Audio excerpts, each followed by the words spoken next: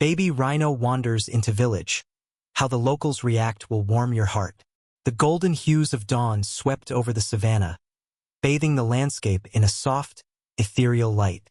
The distant acacia trees stood as silent sentinels against the awakening sky, their shadows stretching long across the dry, cracked earth. A gentle breeze rustled the tall grasses, carrying with it the mingling sense of earth and life, a reminder of the wild, untamed nature of this land. The village of Nyama lay nestled on the edge of the wilderness, its simple huts standing resilient against the encroaching wild. This morning, however, the peace of the village was about to be shattered. A high-pitched bleat rang out, piercing the tranquil air. It came from the outskirts of the village, near the well-trodden path that led to the waterhole. The sound was urgent, plaintive, an unmistakable cry of distress.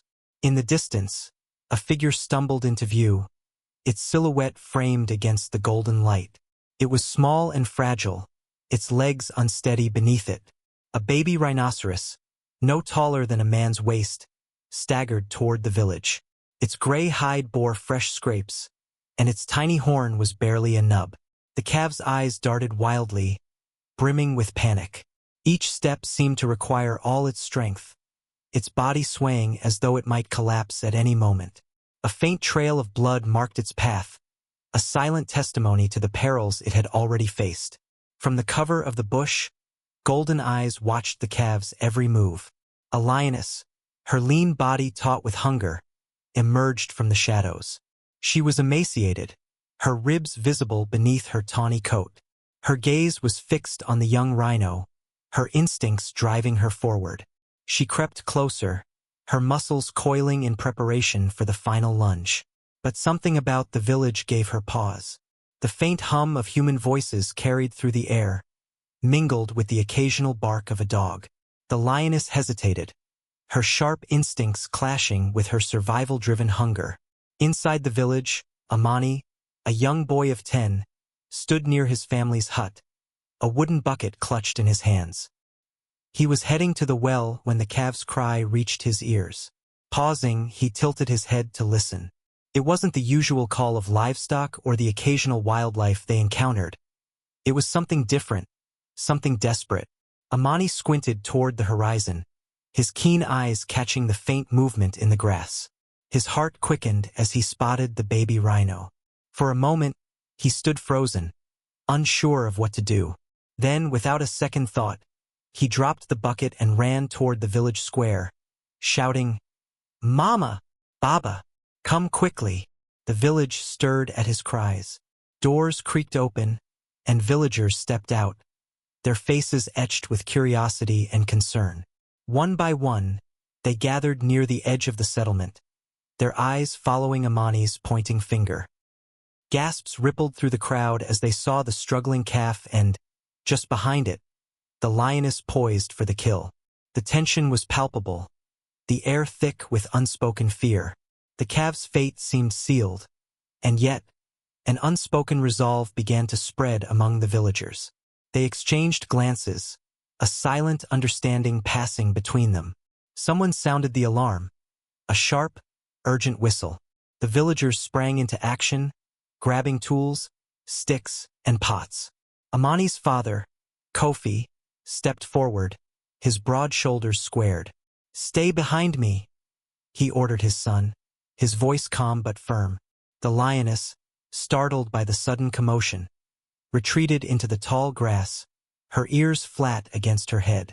She wasn't willing to challenge a group of humans, not in her weakened state.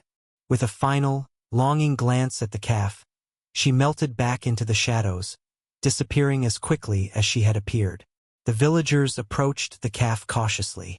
It let out another plaintive bleat, its legs trembling beneath it. Amani, unable to contain his curiosity, stepped forward despite his father's warnings. The boy's wide eyes met the calf's frightened gaze, and for a moment, time seemed to stand still.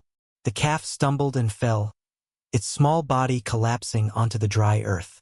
Amani darted forward, kneeling beside it. "It's hurt," he whispered, his voice trembling with both fear and determination. Kofi placed a reassuring hand on his son's shoulder. "We'll help it," he said. "But we must be careful. A mother rhino will not stray far from her young."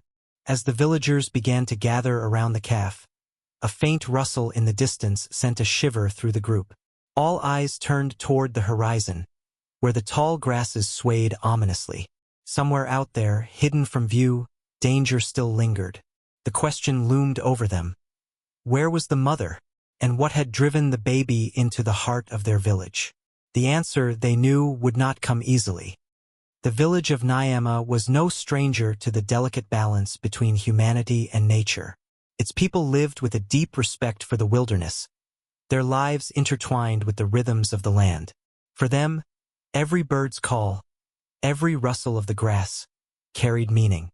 It was this connection that shaped young Amani, a boy with an insatiable curiosity for the world beyond the village boundary. Amani had grown up on stories of his grandfather, a famed wildlife tracker who could follow the faintest trail and read the whispers of the savannah. These stories had instilled in him a love for animals, a fascination with their strength, their beauty, and their struggle for survival. But Amani's own life had its struggles. His father, Kofi, was a stern man, burdened by the responsibilities of providing for his family in a land that often demanded more than it gave. "Amani, focus," Kofi would say, his voice heavy with frustration whenever he found the boy lost in thought, staring at the horizon instead of helping with chores. For Kofi, there was no room for daydreams. Life required action, discipline, and sacrifice.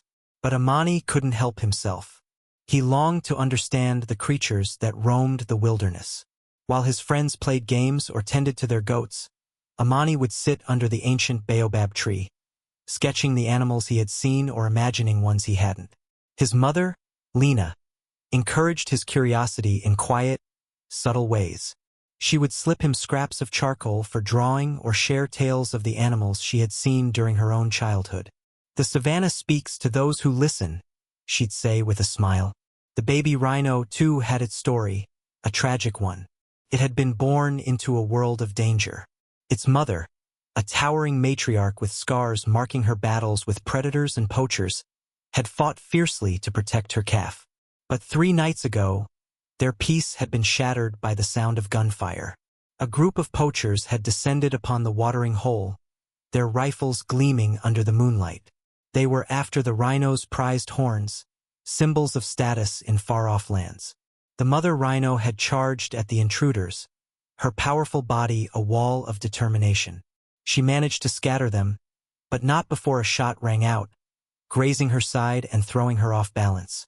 In the chaos, the calf had been separated from her, chased into the darkness by the echoing cracks of the poachers' guns. For days, the calf had wandered alone, driven by fear and hunger. It had faced predators in the dead of night, its tiny frame barely a match for the prowling hyenas. It had stumbled through thorny underbrush, its tender skin scraped raw. And yet, the calf had kept moving, its instincts guiding it towards safety, or what it hoped was safety. In Nyama, Kofi and the other villagers worked quickly to assess the rhino calf's injuries. Its leg was swollen, a deep scratch ran along its side, and its breathing was shallow. "It's too weak to survive on its own," Kofi muttered, his brow furrowed. "But we can't keep it here. If the mother returns, she'll be dangerous." Amani, crouched beside the calf, looked up at his father. "We have to help it," he said, his voice firm. "It's scared, Baba, just like we would be if we were lost." Kofi sighed. He had always struggled to understand his son's empathy for the wild. To him, animals were either threats or resources, never companions. But as he looked at the calf, so small and helpless, something in him softened. "We'll help it for now," he said, "but it must return to its mother." Meanwhile, the calf stirred weakly, its large, dark eyes scanning the circle of humans around it. Amani reached out slowly, his hand trembling as he touched the rough texture of its skin. The calf didn't flinch. Instead, it let out a soft, plaintive noise that sounded almost like a sigh of relief. At the edge of the gathering, Lena watched her son with a quiet pride. She saw in him a spark that reminded her of her father. The same compassion, the same courage to bridge the divide between man and beast. But she also knew the risks. Out here, kindness could be a dangerous luxury. That night, as the villagers debated what to do with the calf, Amani sat outside his family's hut, staring at the stars. He thought of the rhino's mother, somewhere out there in the vast savanna. Was she searching for her calf? Was she hurt? Or worse? The questions weighed heavily on him. Inside, Lena and Kofi spoke in hushed tones. "He's too young to understand the dangers," Kofi said, his voice low but firm. "If we keep that calf, we risk attracting predators or worse, poachers." "He understands more than you think," Lena replied. "This isn't just about the calf. It's about teaching him what it means to care for something that cannot protect itself." Kofi sighed, rubbing his temples. "We'll give it 2 days," he said finally. "If the mother doesn't come, we'll take it to the sanctuary." But Amani had other plans. As he lay on his mat that night, listening to the distant calls of hyenas, he made a silent promise to the baby rhino. "I'll help you find your mother," he whispered into the darkness. "No matter what it takes." Unbeknownst to him, the savannah had already begun to stir with the next chapter of their story. Somewhere beyond the village, the rhino's mother was closer than anyone realized. And so were the dangers that had driven the calf into the human's care. The morning air was crisp and cool, the sun still a timid presence on the horizon. Amani stood at the edge of the village, watching the calf take its first tentative steps since arriving. The villagers had done their best to care for the young rhino overnight, feeding it a mixture of water and crushed grain. Though weak, it seemed to gain strength with each passing moment, its small frame quivering with determination. Amani's thoughts raced as he crouched beside the calf. He had barely slept, his mind consumed with plans to reunite the baby with its mother. The boy's resolve had only strengthened after overhearing his father's conversation about taking the calf to the sanctuary. To Amani, the sanctuary felt too far, too final. The calf belonged here with its mother, and he was determined to make that happen. As the village stirred to life, Amani made his move. He gently patted the rhino's side and whispered, "Come on, little one, let's find her."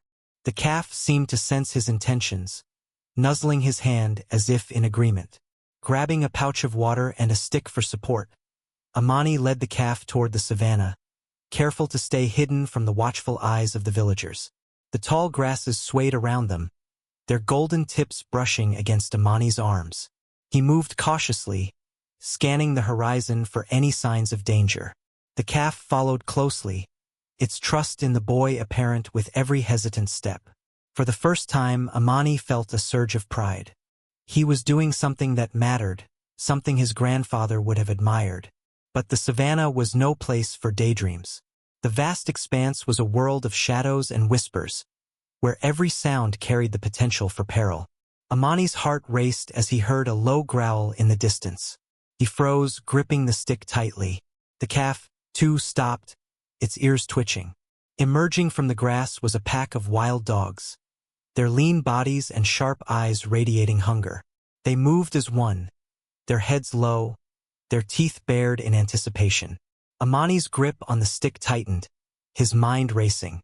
He had no way to protect the calf or himself if the dogs attacked. The pack edged closer, their growls growing louder. Amani stepped in front of the rhino, his small frame shielding it. "Stay back," he shouted, his voice trembling but defiant. He waved the stick in the air, hoping to appear larger than he was. The dogs hesitated, their predatory instincts battling their caution. Suddenly, a thunderous snort shattered the tension. From the thicket behind them, a massive shape emerged. A full-grown rhino, its hide scarred and its horn glinting in the sunlight. The calf let out a high-pitched cry, and the adult rhino turned its head sharply toward them. Recognition flashed in its eyes. It was the calf's mother. Without hesitation, the mother rhino charged at the wild dogs, her sheer size and power scattering them like leaves in the wind. The pack yelped in retreat, disappearing into the tall grass. Amani stood frozen, his heart pounding as the mother rhino turned her attention to him and the calf. The calf bleated, taking a wobbly step toward its mother. The large rhino let out a low rumble, a sound that was both a warning and a question. Amani could feel the weight of her gaze, a mixture of suspicion and relief. Slowly, he stepped aside, allowing the calf to approach its mother. The reunion was tentative at first. The calf pressed its small body against its mother's massive frame, and the mother sniffed it carefully, as if confirming its identity. When she was satisfied, she nudged the calf gently with her horn, a gesture of both affection and reassurance. Amani felt a wave of relief wash over him, but it was short-lived. The mother rhino's ears twitched, her body tensing. She turned her head sharply, her nostrils flaring. Amani followed her gaze and saw what had caught her attention. A faint plume of dust rising on the horizon. Poachers. They had returned, likely tracking the trail of the injured calf. Amani's blood ran cold. The mother rhino, weakened from her previous encounter, would not stand a chance against their rifles. And now he and the calf were caught in the middle. The boy's mind raced. He couldn't let the poachers harm the rhinos, not after coming this far. He had to act quickly. Without thinking, Amani turned to the mother rhino and whispered, "Follow me." The rhino snorted, her massive head swinging toward him. For a moment, he wasn't sure she would comply. But then, as if understanding the urgency, she nudged her calf forward and began to follow. Amani led them toward a nearby ravine he had explored many times with his friends. It was narrow and steep, its sides lined with thick vegetation that could provide cover. The path was treacherous, but it was their only chance. "This way," he urged, his voice low but insistent. The sound of engines grew louder, the poachers closing in. Amani's heart pounded as they reached the ravine. He scrambled down the slope, motioning for the rhinos to follow.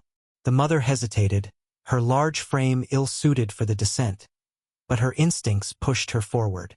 Together, they disappeared into the dense foliage, the sound of the poachers fading as they moved deeper into the ravine. For the moment, they were safe, but Amani knew this was only the beginning. The poachers wouldn't give up easily, and he had placed himself in even greater danger. Yet, as he looked at the mother rhino standing protectively over her calf, he felt no regret. For the first time in his young life, he understood the true meaning of courage. The ravine was eerily silent, its air thick with tension. Amani crouched behind a cluster of thorny bushes, his breathing shallow.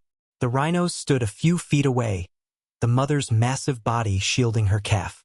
Her ears flicked at every sound, her muscles taut and ready to defend. Amani could feel her unease, and though his heart still raced, he knew they were safer here, at least for now. Above them, the faint hum of engines faded, followed by the distant crunch of boots on dry grass. The poachers were searching. Amani clenched his fists, anger boiling inside him. These men were relentless, driven by greed that saw no value in life, only in profit. The mother rhino turned her head toward him, her deep eyes meeting his. For a moment, Amani felt a strange connection, as if the enormous creature could sense his intentions. He didn't know how, but he was determined to help them survive. The sound of footsteps drew closer, snapping Amani back to the present. His mind raced. If the poachers found them, the ravine could become a trap. He had to think quickly.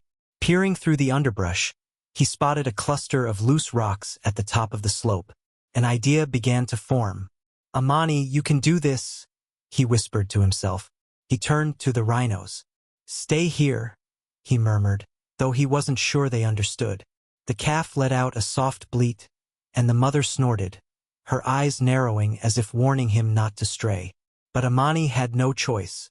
Using the cover of the dense foliage, he climbed back up the slope, careful not to dislodge any rocks.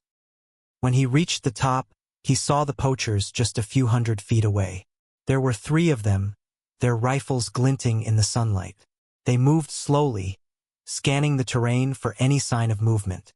Amani's hands shook as he crouched behind a boulder, his eyes fixed on the pile of loose rocks.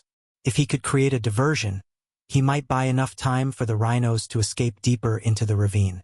Summoning all his courage, he reached out with his stick and pushed against the base of the rock pile. For a moment, nothing happened. Then, with a low rumble, the rocks began to shift. Gravity took over, and the entire pile tumbled down the slope, crashing noisily into the ravine below. Dust and debris filled the air, masking the rhinos from view. The poachers froze, their heads snapping toward the sound. "Over there!" one of them shouted, pointing toward the ravine. They rushed forward, their attention fully diverted. Amani slid down the opposite side of the slope, his heart pounding. He landed near the rhinos, who were now hidden in the thick haze of dust. The mother rhino let out a low, guttural sound, a mix of warning and reassurance. Amani placed a hand on the calf's side, feeling its trembling body. "We have to move," he whispered. The mother rhino seemed to understand. She nudged the calf forward, and together they began to navigate the ravine's winding path. Amani stayed close, guiding them through the narrow passages. He could hear the poachers shouting in the distance, their voices growing fainter as the group moved deeper into the wilderness. As the dust settled, the ravine opened into a small clearing surrounded by dense vegetation. Sunlight filtered through the trees, casting a golden glow over the scene. The rhinos stopped, the mother lowering her head to nuzzle her calf. Amani sank to the ground, exhaustion overtaking him. His clothes were torn, his arms scratched from the thorns, but he felt a deep sense of relief. They had made it, at least for now. The mother rhino turned toward Amani, her massive form towering over him. For a moment, he wondered if she might see him as a threat now that the immediate danger had passed. But instead, she lowered her head, her large eyes meeting his. Amani reached out cautiously, his hand brushing against her rough hide. "You're safe now," he whispered. The connection between them felt unbreakable. Though they couldn't speak the same language, they understood each other in a way that words could never capture. The mother rhino's gaze softened, and Amani felt a warmth in his chest that he couldn't explain. The bond they had forged in the face of danger was no longer one of necessity, it was one of trust. And in that moment, Amani realized that protecting the rhinos was no longer just about returning the calf to its mother. It was about standing against the forces that threatened the fragile balance of their world. The sound of distant voices brought Amani back to reality. The poachers were still out there, and the danger was far from over. But as he looked at the mother rhino standing protectively over her calf, he felt a renewed sense of purpose. "We'll get through this," he said softly. Together, with the sun beginning its descent, the three of them moved deeper into the wilderness, their bond guiding them toward an uncertain but hopeful future. The setting sun painted the horizon in shades of orange and gold as Amani, the mother rhino, and her calf emerged from the dense wilderness. They had traveled far from the ravine, their steps deliberate but unyielding. The boy's body ached from exhaustion, but his spirit burned with determination. In the distance, Amani spotted a familiar landmark, a massive baobab tree standing alone in the savanna, its thick branches reaching skyward. Beyond it lay the sanctuary, a protected reserve where the rhinos would be safe from the poachers' relentless pursuit. As they neared the sanctuary's boundary, a group of rangers appeared, their khaki uniforms blending with the dusty landscape. One of them, a tall man with a kind face, raised a hand in greeting. "Boy, are you all right?" he called, rushing toward them. Amani nodded, his voice hoarse from thirst and fatigue. "The rhinos, they need help. Poachers are nearby," he managed to say. The ranger's expression turned grave. He motioned to his team, who immediately sprang into action, securing the area and ensuring the rhinos were unharmed. The mother rhino stood still, her massive body shielding her calf. Despite her weariness, her protective instincts remained strong. One of the rangers knelt beside Amani, offering him water. "You're brave boy," he said, his voice filled with admiration. "You've done something incredible today." As the rangers worked to guide the rhinos safely into the sanctuary, Amani felt a deep sense of relief. For the first time since the calf had wandered into his village, he allowed himself to believe that everything would be all right. The poachers, now far behind, had no chance of breaching the sanctuary's boundaries. The rangers, armed with knowledge and determination, would ensure that the mother and her calf were protected. Amani's heart swelled with pride, knowing he had played a part in their survival. Weeks later, Amani stood at the edge of the sanctuary, watching as the mother rhino and her calf grazed peacefully under the watchful eyes of the rangers. The calf, now stronger and more confident, often ventured a few steps away from its mother but always returned to her side. Amani visited the sanctuary often, sharing stories of his journey with the rangers and learning about their work. They taught him about the delicate balance of the ecosystem and the importance of protecting wildlife. Inspired, Amani began to see his future not in the village, but in the wilderness, where he could continue to make a difference. Word of Amani's courage spread throughout the village and beyond. His story became a symbol of hope and resilience, inspiring others to care for the natural world. The elders, once skeptical of his adventurous spirit, now spoke of him with pride. Even Amani's father, who had once scolded him for his impulsiveness, saw him in a new light. "You have your grandfather's spirit," he said one evening, his voice tinged with emotion. "He would be proud of you." As the seasons passed, the sanctuary thrived, becoming a beacon for conservation efforts in the region. Tourists, researchers, and villagers alike came to witness the beauty of the rhinos and hear the story of a boy who had risked everything to save them. For Amani, the experience had changed him forever. He no longer felt like the restless boy yearning for adventure. Instead, he saw himself as part of a larger story, one of connection, courage, and compassion. Years later, as Amani stood before a group of children at the sanctuary, telling them the tale of the mother rhino and her calf, he noticed their wide-eyed wonder. He spoke of the bond he had shared with the animals, of the dangers they had faced together, and of the lesson he had learned. "When we protect them," he said, gesturing to the grazing rhinos in the distance, "we protect something greater than ourselves. We protect the future." And as the children's laughter echoed across the savanna, the mother rhino and her calf, now fully grown, stood tall against the golden horizon, their presence a testament to the power of trust and the enduring bond between humans and nature.